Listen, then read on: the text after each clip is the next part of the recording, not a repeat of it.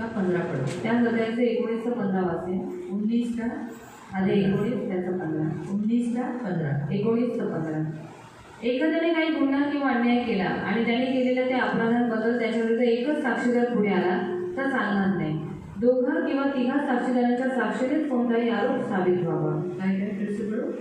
एखाद्याने काही गुन्हा किंवा अन्याय केला आणि त्याने केलेल्या त्या अपराधाबद्दल त्याच्या विरुद्ध एकच साक्षीदार पुढे आला तर चालणार नाही. एक गवाह नहीं चलेगा. फिर 2 किंवा 3 साक्षीदारांच्या साक्षीनेच कोणताही आरोप साबित होईल. हाँ, इसीलिए प्रियो पहली गवाही जो यीशु मसीह की दी वो किसने दी? आणि पहिली साक्षी जी येशू ख्रिस्ताबद्दल दिली ती कोणी दिली? हाँ? किसने दी? किसने? हाँ? जोर से बोलो.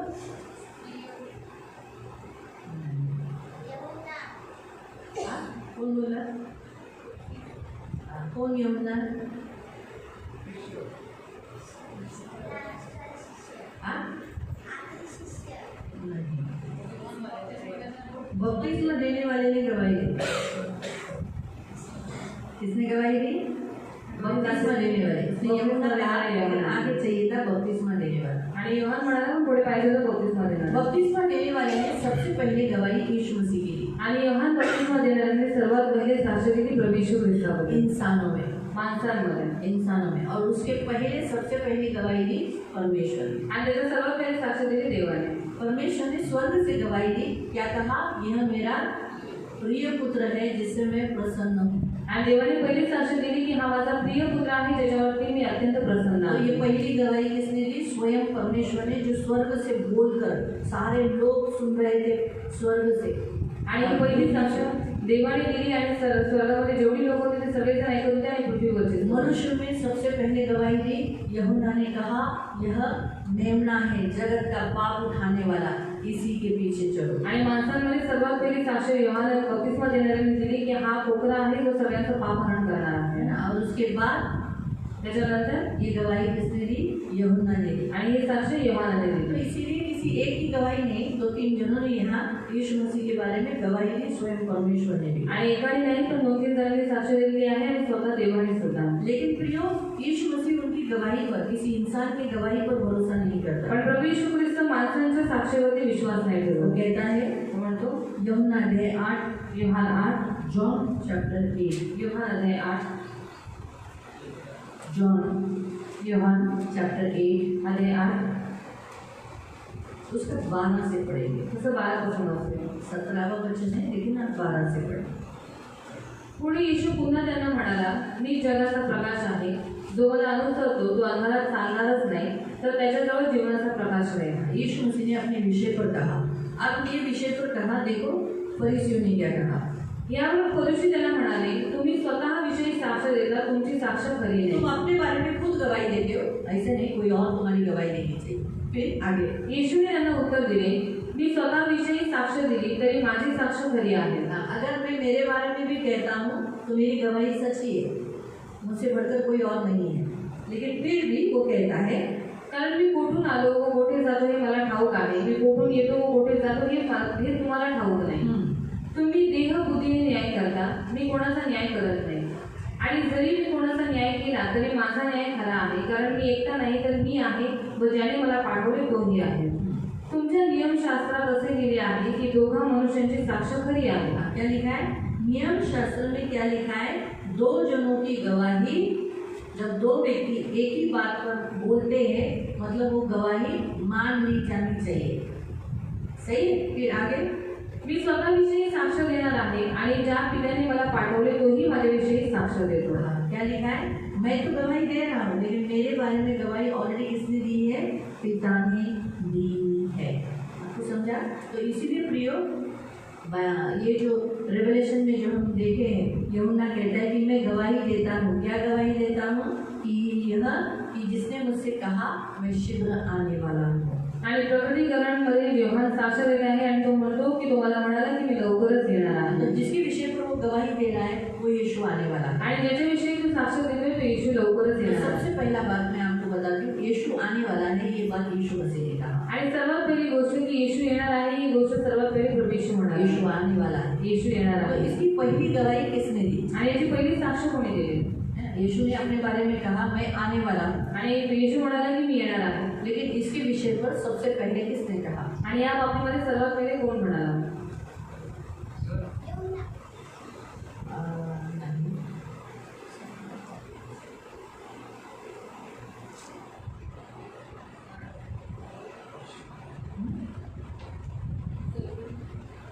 नहीं. हाँ करेक्ट. पहले तो के काम हम निकालेंगे. प्रेषितांचे कृत्याकडे स्वर्गदूतों ने दिया. आणि स्वर्गदूतांनी दिले. जब यीशु मसीह उठाए गए, आणि ज्यावेळेस प्रभू येशू ख्रिस्त उचलले सबसे गेले, पहली गवाही स्वर्गदूतों ने दी. सर्वात पहिले साक्षात स्वर्गदूतांनी दिले. पढ़े? पहला अध्याय, पहले तो के काम. प्रेषितांचे कृत्य अध्याय 1.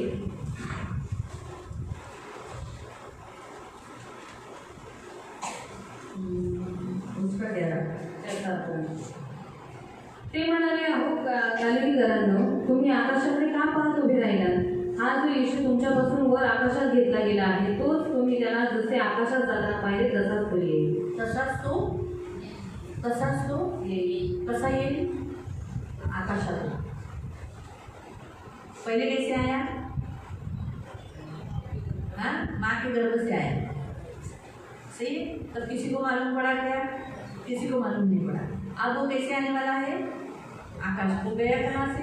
आकाश में. यहाँ लिखा है वो 120 लोग वहाँ जमा थे. 120 लोग उस पहाड़ से इकट्ठे होते समय उनके सामने उन्होंने ब्लेसिंग दी और कहा मेरे बारे में लोगों को बताओ. उनके सामने ऐसा उठा लिया गया. सब शिष्य से देख ही रहे. यीशु गायब हो गया, स्वर्ग में उठा लिया गया उनके आंखों के सामने. ठीक है. 12 शिष्य उसकी झूठ बोल सकते हैं. 120 झूठ बोलेंगे. आणि 12 शिशु त्याचे खोटं बोलतील, पण 120 लोक खोटं बोलतील ना. अभी सोचो हम लोग यहाँ इतने लोग हैं. समजा आपण इथे एवढी लोक आहोत इतने लोग हैं आणि एवढी लोक आहोत और यहाँ समझो कुछ तो कुछ हो गया आणि इथे काही ना काहीतरी झालं, तो आप सब लोग गवाही दोगे ना. आणि तुम्ही सगळेजण साक्ष आपने द्याल जो देखा वही बोलोगे आणि तुम्ही जे काही बघितलं तेच बोलाल.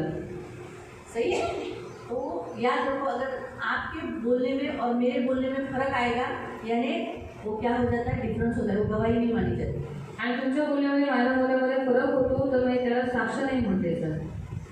अगर सोचो मैंने ये ऐसा मैंने फेंका आणि समजा मी हा घरी फेकला आपने देखा आणि तुम्ही बघितलं और मैं बोल रही हूँ मैंने फेंका आणि मी बोलते की मी और फेकला आप भी यही बोलते हो कि हाँ दीदी ने ये फेंका. आणि तो तुम्ही पण हेच म्हणते की हा तो कुणी दिदीने ये भी फेकला बोली वो भी बोली ये भी बोली. मतलब आपकी सारी गवाही मेरे बारे में सही है. आणि तुम्ही लोक जे माझ्या बाबतीत साक्ष देताय ती साक्ष खरी आहे.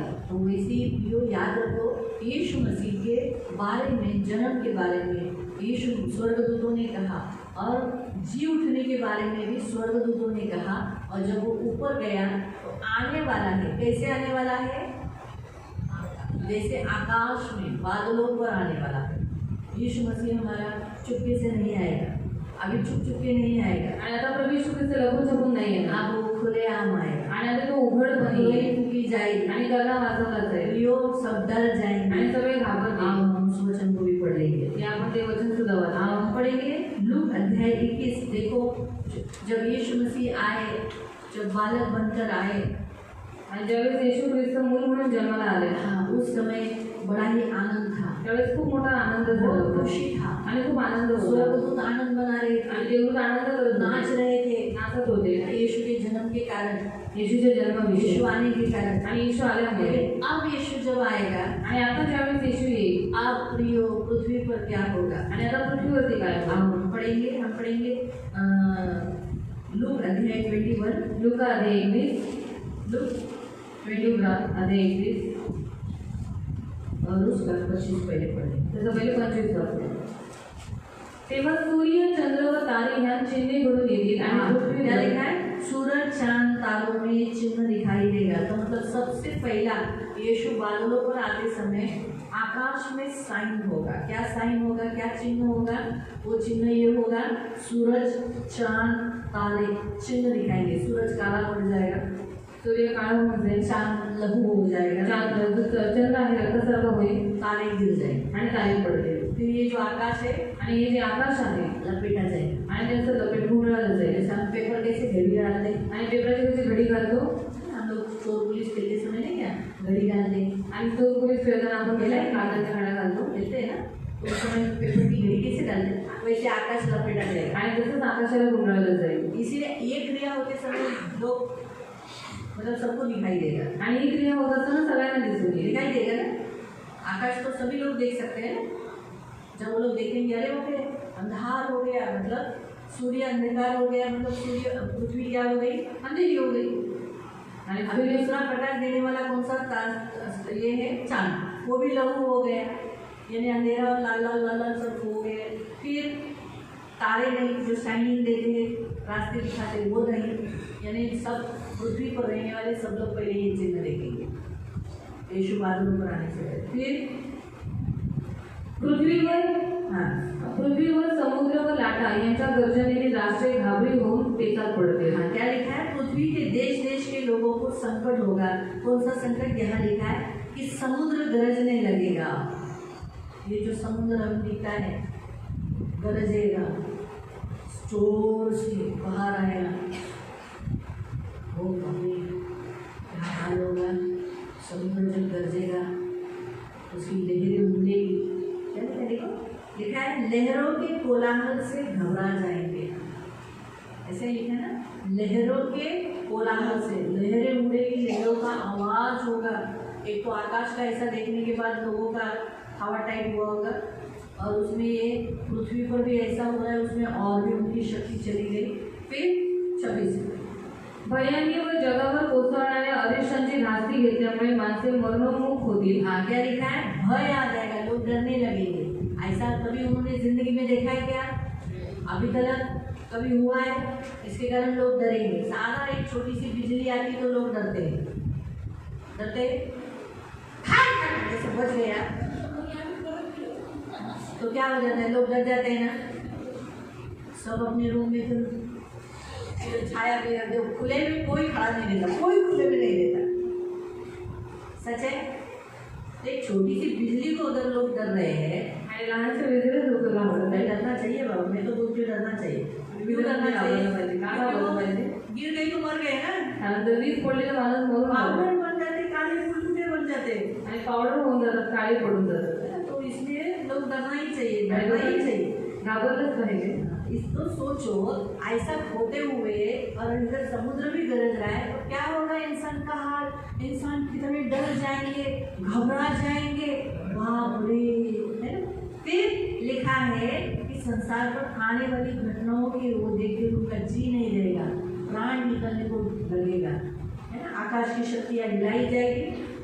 लिखा है 27 वचन, आणि तेव्हा मनुष्याचा पुत्र पराक्रमाने, ये होने के बाद क्या होगा, मनुष्य का पुत्र हाँ पराक्रमाने, हाँ पूरे सामर्थ से, महिमा से, वो मोठ्या वैभवाने मेघात येताना लोकांच्या दृष्टीस पडेल। बादल के ऊपर तुरही फूटी जाएगी, नरसिंगे फूटे जाएंगे, क्या आवाज रहेगा ऊपर, क्या साउंड रहेगा, पूरे सब लोग शॉक हो जाएंगे।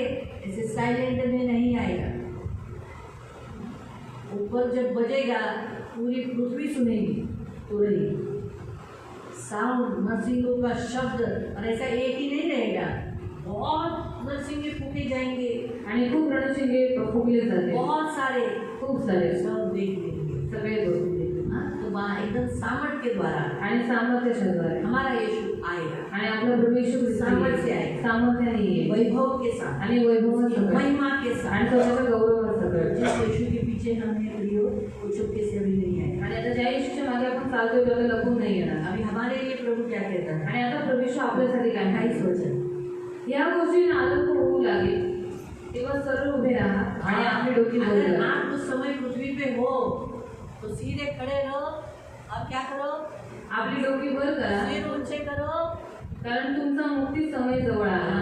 आपको स्वर्ग जाने का समय आ गया। अगर आपको समय हो तो, अगर आप उसके पहले उठा लिए गए तो धन्यवाद, आप नहीं, फिर आप यीशु के साथ स्वर्ग में आए, बादलों पर आ गए।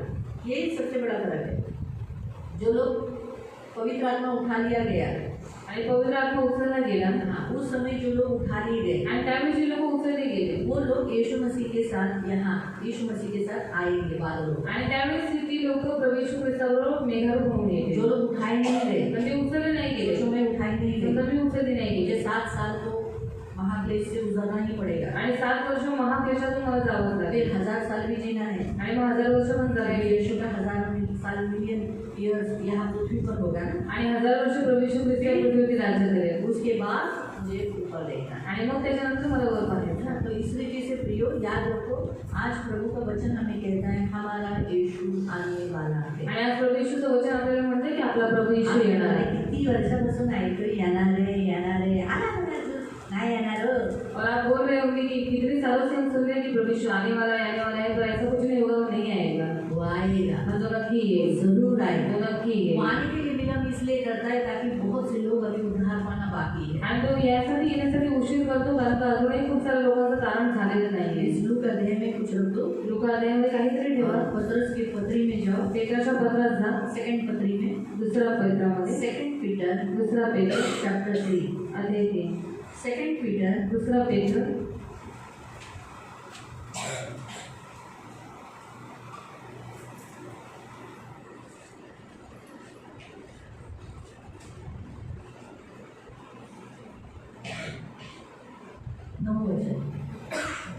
तीसरा अध्याय, अध्याय 3, अध्याय 3, सेकंड पीटर, दूसरा पत्रस, दुसरा पेत्र, अध्याय 3, उसका 9, त्याचं वचन 9।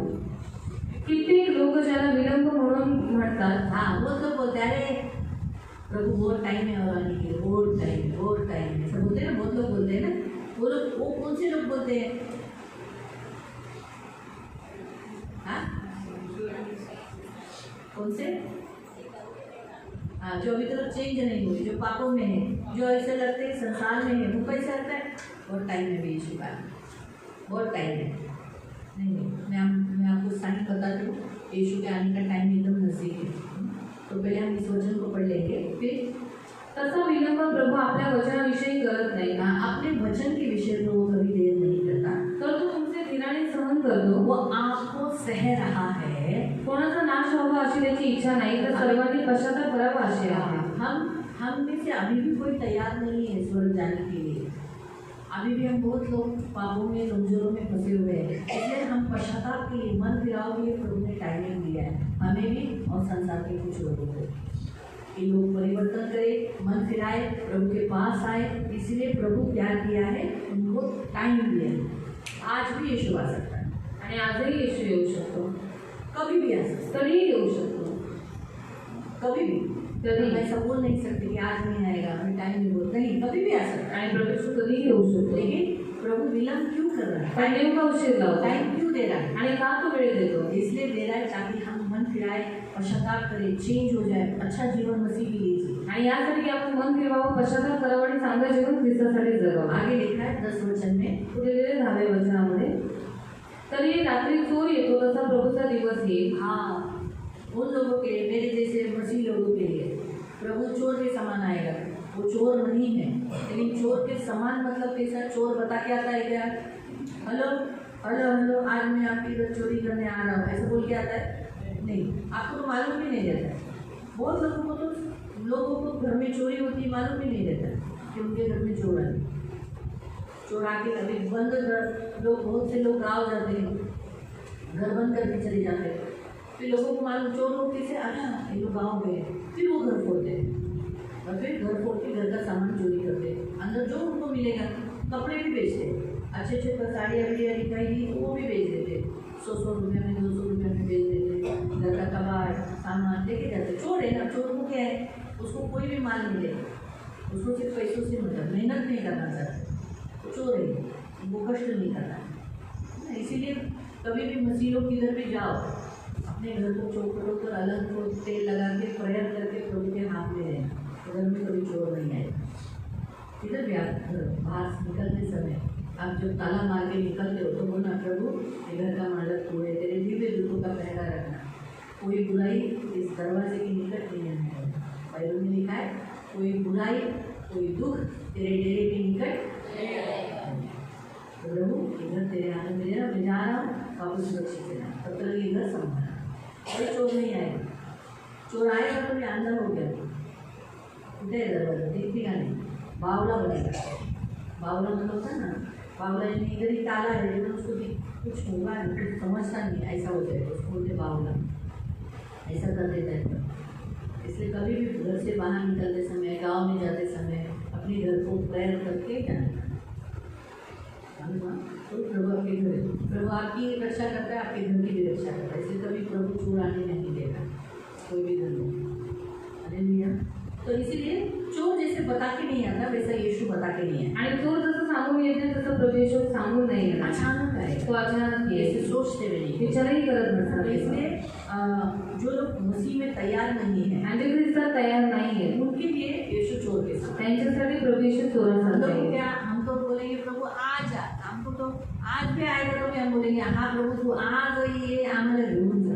आणि आज जरी प्रवेशाला तो भी हम प्रभु को यही कहेंगे, प्रभु तो आज भी आए तो भी हमें लेके लेकिन चलो. हमारा मन इधर नहीं लगा कारण है। आपलं पण आपण इथे नाही हम लावलं. लोग ऐसा नहीं सोचते बाप रे प्रभु इतना कुछ बनाया कैसे छोड़ के जाएंगे। आणि आपण असं विचार नाही करत की एवढं सगळं बनवलेलं सोडून कसं अरे बाबा जाणार. ये क्या है, ये तो कुछ भी नहीं, इससे तो बहुत कुछ ऊपर है, आणि हे काय, हे तर काहीच नाहीये, होते तो खूप काही आहे, बहुत कुछ। खूप काही आहे. बाइबल में हमने कल ही वचन में देखा, करंथियों की पुस्तक अध्याय 5 में लिखा है कि इधर का जो है वो स्थिर नहीं है, लेकिन वहाँ का है चिरस्थायी है। आणि इथं जे आहे ते स्थिर नाहीये, पण तिथलं जे आहे ते चिरस्थायी और आहे. वहाँ जो भवन प्रभु देने वाला है, वहाँ जो घर देने वाला है, वहाँ पर जो मालमत्ता मिलने वाली वो अच्छी और ज़्यादा है। आणि तिथे जे घर देण्याची संपत्ती आपल्याला भेटणार आहे ती खूप आहे, ती जास्त आहे. अगर सोचो उदाहरण के तौर पर चंद्रावती का एक यहाँ छोटा सा घर है, आणि चंद्रावरती आंटीचं इथे छोटंसं घर आहे. 2 बेडरूम 3 बेडरूम का घर है उनका। आणि 2-3 बेडरूमचं घर असेल ते. लेकिन उनका घर अगर स्वर्ग में, आणि जर त्यांचं घर स्वर्गामध्ये हाँ एकदम बड़ी बिल्डिंग दिखाई, इमारत दिखाई है, आणि मोठी बिल्डिंग आहे, सोने चांदी की है, सोने चांदीची आहे, हीरे से जवाहरात है, आणि हिरे जवाहरात आहे, अंदर बहुत सारे आइटम है, आणि आतमध्ये खूप सारे आयटम आहे. और प्रभु ने उसका बैंक का बैलेंस भी दिखाया। आणि बँकेचं बॅलन्स पण देवाने त्यांना दाखवलं. करोड़ों से मिलियन रुपया वहाँ रखा हुआ आणि है। करोडो मिलियन रुपये तिकडे ठेवलेले आहेत. तो चंद्रावती इधर रहना पसंद करेगी वहाँ? म्हणजे चंद्रावती आंटी इथे राहणं पसंत करतील की तिकडे? वाह, क्यों? तिकडे का? इससे ज्यादा बड़ा है वो। आणि यांच्याविषयी जास्त सर्व मोठा आहे तिकडे. होशियार इधर मन नहीं लगाएंगे, ये क्या, ये तो घर है, इसका है, ईंट का है, तो सोने चांदी का है। आणि हे तर घर विटांचं आहे, पण ते घर सोनं चांदीचं आहे. एक बुलडोजर लाया टूट जाएगा, आणि एक बुलडोजर आलं तर फुटून जाईल. ऊपर कौन बुलडोजर जाएगा क्या? आणि वरती बुलडोजर जाईल का? नहीं जाएगा। नहीं जाएगा। रोना नहीं, आंसू नहीं, तिथे रडणं नाही, की तिथे अश्रू नाही, तो वहाँ कोई बुलडोजर नहीं है, आणि तिथे कोणताही बुलडोजर नाही, कोई वहाँ हमारा घर तोड़ेगा नहीं। आणि कोणीही आपलं घर तिकडे तोडणार नाही. यहाँ के अतिक्रमण बोले, तुम जो बोले अतिक्रमण फॉरेस्ट में घर है, ऐसा बोल के नोटिस दे देते हैं, जैसे उनके घर का है वो, तो पैसे जमीन उन्होंने ही दिया है। गवर्नमेंट को थोड़ा बुद्धि है, अभी इंसानों के लिए जमीन है, परमेश्वर ने इंसानों के लिए बनाया है ये धरती। आणि देवाने माणसांसाठी पृथ्वी बनवलेली आहे. तो इंसान बड़े हैं, ये मानता है। खाली पड़ी हुई जमीन ऐसी है। आणि रिकामी पडलेली जमीन मोठी. लोग बोलते हैं फॉरेस्ट वाले आमची जमीन विकली, तोड़ डाल, अतिक्रमण की जमीन। अरे लेकिन इंसान रहेंगे किधर? अतिक्रमण बोला तो इंसान के रहने के लिए परमेश्वर ने पृथ्वी बनाई ना। आणि देवाने माणसाला राहण्यासाठीच पृथ्वीला बनवले. ऐसा बोलते जैसे कि वही परमेश्वर है, वही ऐसा उनका ही बोलते- जमीन है, उन्होंने ही बनाई। आणि जसं त्यांचं जमीन आहे त्यांनीच बनवलेली आहे. सब परमेश्वर की है, आणि सगळं काही देवाने परमेश्वर ने बनाया। देवाने बनवले. परमेश्वर अपने मुंह के फूंक से खत्म करेगा। आणि देव आपल्या मुखाच्या फुकाने काय करेल, फुंकरने सगळं काही उद्ध्वस्त करेल. रेवलेशन में लिखा है प्रभु यीशु आएगा और अपने मुंह के फूंक से सब जला के, ये जो आज हम देख रहे सारा जो देश पृथ्वी फूंक से मिटाना। आणि प्रभू येशू येईल आणि तो आपल्या मुखातून फुंकर घालून तो सगळी पृथ्वी नष्ट करेल. तो इसलिए प्रियो जरूरी है, आज प्रभु हमसे चाहता है कि हम प्रभु के लिए तैयार हो रहे हैं। ह्या देवाची इच्छा आहे की आपण देवासाठी तयार राहावं. अभी आओ हम हमारे लूक अध्याय में, मैंने बोला था ना, मैं बताती हूँ। आओ लूक अध्याय में हम जाएंगे। लुकादेश जाऊया. लूक अध्याय 21 में जो हम पढ़ते हैं, लुकादेश 21 मध्ये जे आपण वाचतो, यीशु आने से पहले कुछ चिन्ह बताए हैं। आणि येशू यांच्या अगोदर काही चिन्ह सांगितलेले आहेत. 10 से पढ़ो। 10 पासून वाचते. मग त्याने त्यांना म्हटले, राष्ट्रावर राष्ट्र, राज्यावर राज्य उठे, हाँ मोठे मोठे भूमिकंप होते. हाँ, क्या लिखा है? आप युद्ध की चर्चा सुनोगे। हो रहा है युद्ध, चर्चा सुन रहे हो, सही है। फिर अकाल हो रहे हैं, भूकंप हो रहे हैं। अभी भी बीच में कोई एक जगह में भूकंप हुआ था, अभी जगह का नाम भूल रही, वहाँ पर भी भूकंप हो गया। फिर महामारी आ रही है, नई नई महामारी आ रही है, वो तो हम प्रयास कर रहे हैं, हमारे भारत देश में नहीं आ रही, अलग अलग देशों में बहुत अलग अलग टाइप की महामारियाँ निकली है ना। लोग बाहर जाना पसंद करते हैं, बाहर से अच्छा है अपना इंडिया। मैं तो बताती हूँ क्यों, बाहर गाँव में बहुत सारी महामारी है, यहाँ तो फ्रीडम है, वहाँ तो फ्रीडम भी नहीं। लोगों को लगता है बाहर गाँव बोला तो फ्रीडम नहीं, अपना देश बहुत अच्छा है, भारत देश बहुत अच्छा है। हाँ, भारत देश छोड़ के मत जाओ, इधर से डायरेक्ट स्वर्ग जाओ। भारत देश से ज़्यादा अच्छा है स्वर्ग देश। जब तक पृथ्वी पर हो, भारत मेरा देश है, भारत देश से प्यार है। फिर आगे मोठे मोठे भूमिकंप होतील, जागोजाग मरे येतील व दुष्काळ पडतील आणि भयंकर उत्पात होतील व आकाशात मोठी चिन्हे घडून येतील। बहुत ऐसी कुछ बातें होगी जो हमने कभी देखी नहीं, ऐसी बीमारियां निकलेगी जो हमने कभी सुनी नहीं, ऐसी अलग अलग टाइप की बीमारियां निकलेगी। फिर परंतु हे सर्व होण्यापूर्वी ते तुमच्यावर हात टाकते व तुमचा छळ करते। आज यही हो रहा है, ये सारी बीमारियां और बहुत कुछ कष्ट आने से पहले वो क्या करेंगे, मसीहों को सता रहे, मसीहों के ऊपर हाथ डाल रहे हैं ना। जहाँ प्रार्थना हो रही है वहाँ जाकर तोड़ फोड़ कर रहे हैं, 20-25 लोग 50 लोग जाकर लाठियाँ बिटियाँ लेकर जा रहे हैं। उनको मालूम है मसीह लोग मारते नहीं, फिर भी लाठियाँ लेके जा रहे हैं, गाली गलौज करते हैं, बुरी विधि से व्यवहार करते हैं। लेकिन मसीह लोगों के पास भी ताकत है, लेकिन मैंने कहा ना, यीशु मसीह के पास भी ताकत था, वो तो उसको नहीं चढ़ सकता था, लेकिन उसने अपने आप को दिया। तो इसलिए मसीह लोग भी अपने आप को दे देते हैं उनके हाथ में मार खाने के लिए। क्यों? क्योंकि उनको मालूम है हमारा मसीहा न्याय करने वाला एक दिन उनको मारेगा, इसलिए मारेगा। लेकिन मेरे हिसाब से वहाँ थोड़ा सा रोक करना चाहिए। बाइबल में लिखा है कि शैतान का सामना करो तो तुम्हारे सामने से, तो थोड़ा सा अड़ाना आपका ज़रूरी है। ऐसे ही आया कोई भी, और आप लोग कभी सोचो, उदाहरण आपके घर में कुछ लोग पड़ोसी आए इधर, तो देखो आप क्या कुछ भी नहीं करोगे, कुछ नहीं करोगे, ग्राम पंचायत में नहीं जाओगे, तोड़ने के लिए आना तोड़ दोगे, तोड़ने को बोलोगे, पता आप अड़ाओगे नहीं, रोकोगे ना, विरोध करोगे ना, तो आपका घर है। तो वैसे ही परमेश्वर का घर भी आपका ही घर है, परमेश्वर का घर है। हम उसका विरोध करना चाहिए, हम उसे अड़ाना चाहिए, विरोध करके उसको बोलना चाहिए क्या है, क्यों आए हैं। ऐसा करके आप जब रोकोगे ना, मसीह लोग जब सामना करेंगे ना, तब ये डरेंगे। आणि ज्यावेळेस ख्रिस्ती लोक सामना करतील त्यावेळेस हे लोक बाइबल में घाबरतील। लिखा है, मैंने तुम्हारा डर लोगों में समा दिया आणि है। बायबलमध्ये देव म्हणतो की मी तुमची भीती त्या लोकांमध्ये टाकलेली आहे। हमारा डर लोगों में आना चाहिए। आपली भीती लोकांमध्ये आली पाहिजे। फिर आगे तुम्हाला सभास्थाने व तुरुंग यांच्या स्वाधीन करतील आणि राजे व अधिकारी यांच्यापुढे माझ्या नावासाठी और नेतील। सच बात है, आज बंदीगृह में बहुत सारे मसीहों को डाला है, राजाओं के सामने, हाकिमों के सामने, कोर्ट में, लोगों के सामने उन्हें खड़ा किया जा रहा है मसीहों को। फिर वो एक गवाही दे रहे हैं, या इस बहाने से गॉस्पेल जा रहा है। फिर यामुळे तुम्हाला साक्ष देण्याची संधी मिळेल। अभी जैसे बोला वैसे इस बहाने से लोग गवाही देते हैं। फिर तेव्हा उत्तर कसे द्यावे याविषयी आधीच विचार करायचा नाही असं मनाचा निर्धार करा। टेंशन नहीं करने का, उस समय पवित्र आत्मा बराबर मदद करता है। कारण मी तुम्हाला अशी वाचा व बुद्धी देईन की तिला अडवण्यास किंवा तिच्या विरुद्ध बोलण्यास तुमचे कोणतेही विरोध समज होणार ऐसे नाही।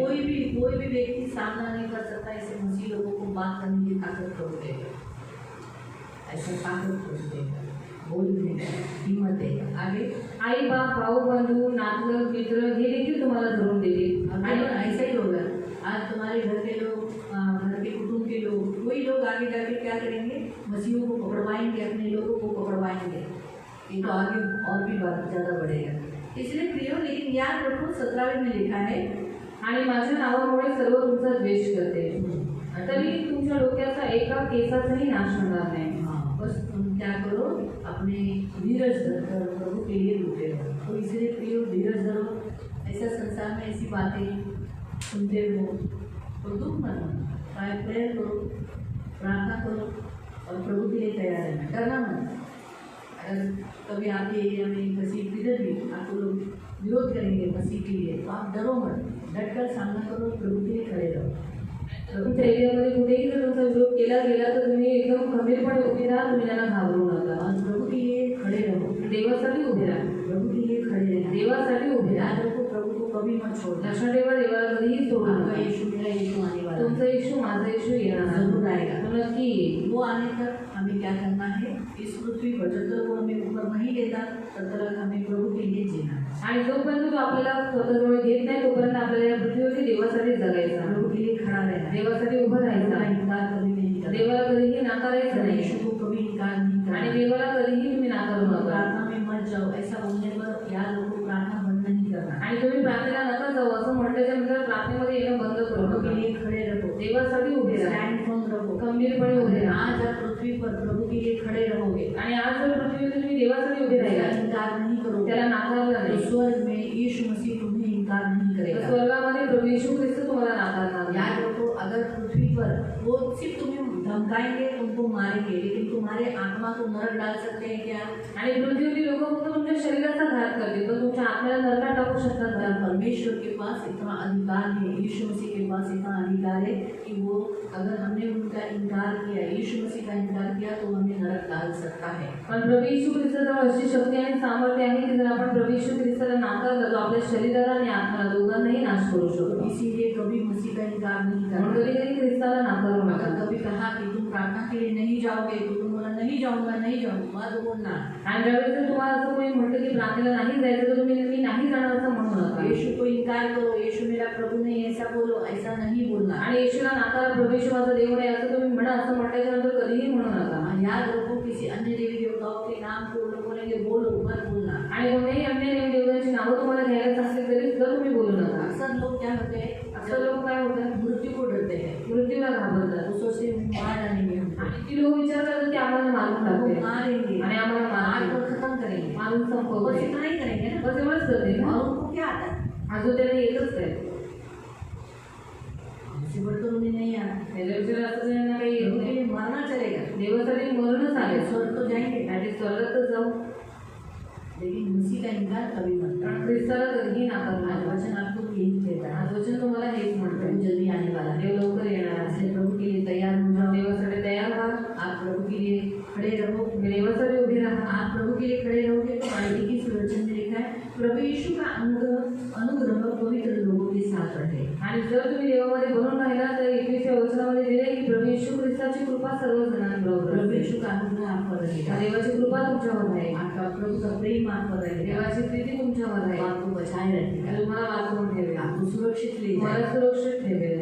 इसलिए प्रियो तैयार हो जाओ, म्हणून प्रियानो तयार व्हा. अपने आप को कामों में, इस संसार के झंझटों में फंसाए मत रखो। आणि स्वतःला कामांमध्ये या जगाच्या झंझटीमध्ये स्वतःला फसवून ठेवू अपने नका. आप को कभी भी प्रभु के लिए, आज भी बोला तो बोले हाँ प्रभु मैं तैयार हूँ। आणि आजही जर देव बोला तर म्हणा मी हा देवाने तयार आहे. जब प्रभु ने आदम को पुकारा तो आदम छुप गया था, आणि ज्यावेळी देवाने आम्हाला आवाज दिला तर आनंद लपून गेला, मैं झाड़ के पीछे छुप गया हूँ। झाडाच्या पाठीमागे लपलेला. आपको कभी भी प्रभु पूछे तो आप ऐसा नहीं बोला प्रभु मैं इस काम में हूँ, मैं इधर हूँ, मैं उधर। बोल प्रभु मैं यहाँ हूँ, क्या आज्ञा बता, आना है चलो मैं तैयार हूँ। आणि तुम्हाला कधी देवाने आवाज दिला तर असं सांगू नका की देव मी कामांमध्ये व्यस्त आहे, पण ज्यावेळी देव तुम्हाला आवाज देतो म्हणा हा देवा मी इथे आहे, बोल तुला काय बोलायचं. तो इसलिए अपने आप को प्रभु के लिए तैयार आणि है। म्हणून स्वतःला देवासाठी तयार करा. प्रभु आपको आशीष देव तुम्हाला आशीर्वादित करो. हम प्रार्थना आपण प्रार्थना करू. कुछ प्रश्न है काही प्रश्न आहेत का? प्रभु के आगमन के विषय पर, प्रभू येशू ख्रिस्ताच्या आगमनाच्या बाबतीत किसी को कोई कोणाला काही